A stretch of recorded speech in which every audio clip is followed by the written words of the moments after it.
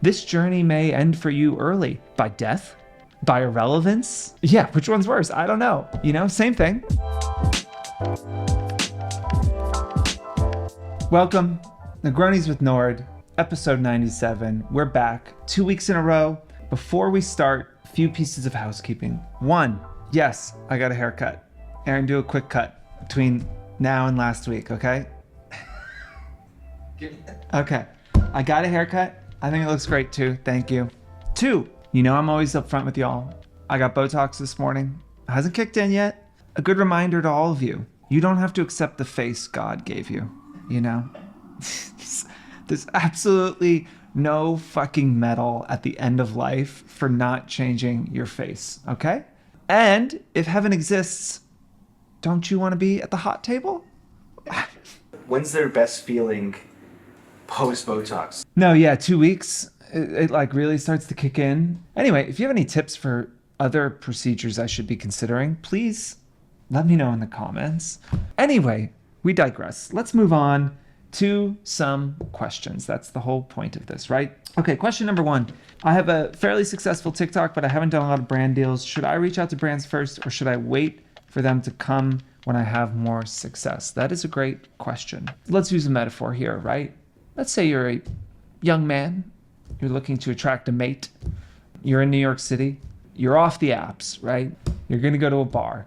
Do you think you would have more success sitting in the corner brooding and waiting for people to come up to you, or going up and talking to people? Obviously, going up and talking to people. There is no reason not to reach out to brands. There is no reason not to try and work with brands that you love. Focusing on brand relationships too early takes your eye off the ball. If you're at 10,000 followers, your focus shouldn't be reaching out to brands and starting to build relationships. It should be getting to 50,000 followers. If you're 50,000 followers, you should be thinking about getting to 100,000 followers. With success, the brand deals will come.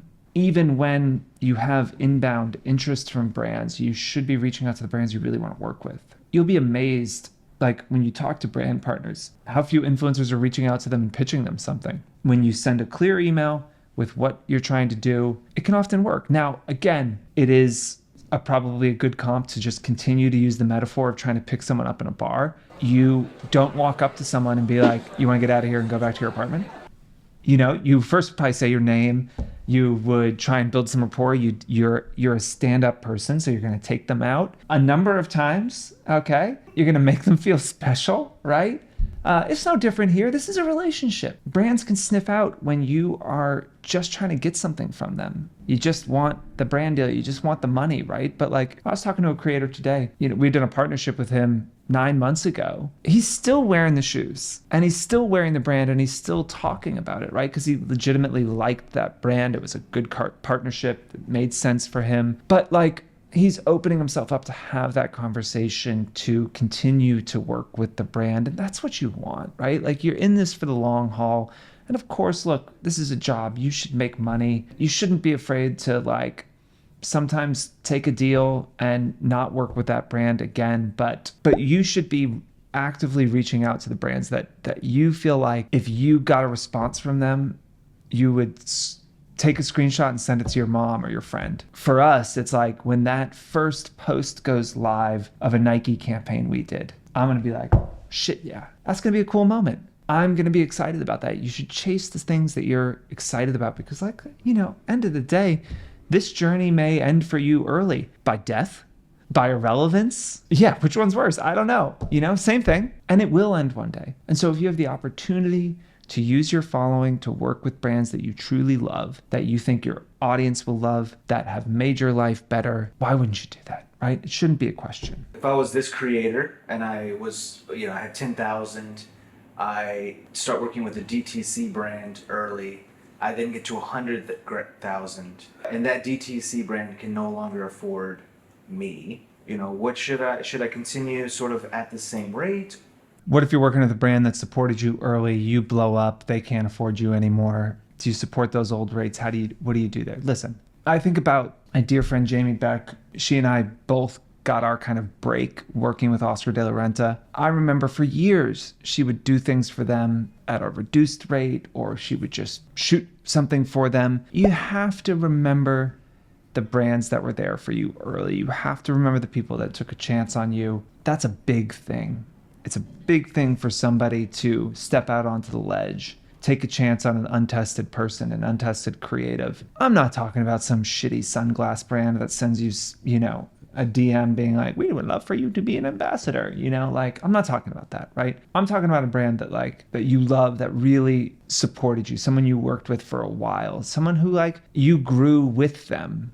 Get your bag, make your money, absolutely, but don't be an asshole. Respect the homies. A brand supported you early on and then you blow up and now you have a chance to like help pull them up and help them out.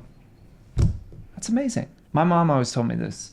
She was always like, you meet the same people on the way up as you do on the way down. I see so many creators that are gaining a following. Fine. You're allowed to have your ego. You're allowed to have your moment. But like when shit turns around, all those brands that had supported you early that then you stiffed may not be there to help you out. And also again, just like, it just kind of sucks. You may not be able to tell because of the Botox, but like I'm old enough to have gone through cycles in my life where things were going great and then where things were going less great. I have always felt bad about the people when things were going great who reached out that I didn't respond to. I didn't take that call or I didn't do that thing with them because I was super busy and there was more interesting, more established, more people with more status who wanted my attention, my time, my thoughts, right? And then those people invariably flee and you've now pissed off the people that really care about you and you're left alone to die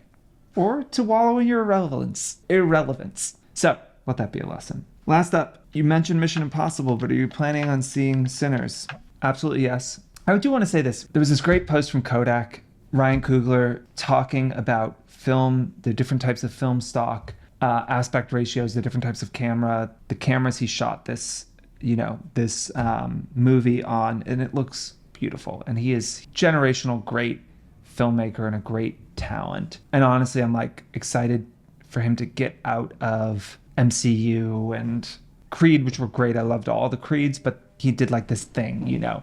But gosh, hearing a young director geek out about film stocks and different types of cameras, talking about his time at film school, it just reminded me that like life is a craft, you know, and you are an apprentice and like you need to keep pushing yourself and you need to keep learning. I actually thought it was just a great piece of social content explaining all these different film stocks. And as a film nerd, I knew some of it, but not all of it. And he broke it down really simply, which you can only do if you have a like deep understanding of what you're talking about and passion. So it was a pretty complicated process to shoot. We had a lot of fun. But when it comes down to the release, there's a lot of options for you guys. We'll talk about that. I talk about passion all the time and how passion is the foundation of persuasion. We've all felt it. You sat at a dinner party next to somebody. They've got some weird hobby that you have no interest in. And by the end of dinner, you're interested in it because passion is contagious. Like you can pass it along. And if somebody truly loves what they are talking about, it's fucking compelling because it's so rare. To see somebody talk about something they really care about is hugely inspiring. And I think actually this post is like such a good reminder to creators to just like share the things you love. There's value in like truly understanding something, putting the fucking work in. If you're good enough, life will give you a chance to like pursue those passions. That's a real gift. It's a gift most people don't get. And I love what he's doing with it. I love that he's taken the success from MCU and all the Marvel stuff and making a period gothic vampire piece shot on two types of incredibly niche, rare film. And it's going to be fucking great. It actually reverts back to what we were talking about with loyalty and being able to build together. Coogler, Michael B. Jordan have worked together now in 80% of his films. Maybe all of them, because he had a little... He had Fruitvale, he had Creed. All of them, every one. Yeah. So Michael B. Jordan's been in every one of this guy's movies. They build together, they work together, you know, they lift each other up. Take some people along for the ride with you, you know? And that's what life's about. Let's make some more art. Ask me questions, like and subscribe. We'll be back next week. when, they start and they do like right above the eyebrows first. And I always feel like embarrassed because instantly my eyes water and I want to be like, I'm not crying. Okay. I haven't cried in a long time. I'm not going to get filler for a lot of reasons, but filler face is a real phenomenon that's sweeping the nation. Especially by the nation, I mean rich people over the age of 55. But, we talked about Tom Cruise, and maybe we should talk about him every episode. He must have gotten a new injectionist or something. He's looking less puffy, filler facey. He looks better now than he did in the last Mission Impossible, like, press roundup, right? I bet he's into some weird shit, obviously. But he looks great, and I will say, yeah, he's toned down the filler face. Kudos to you, Tommy.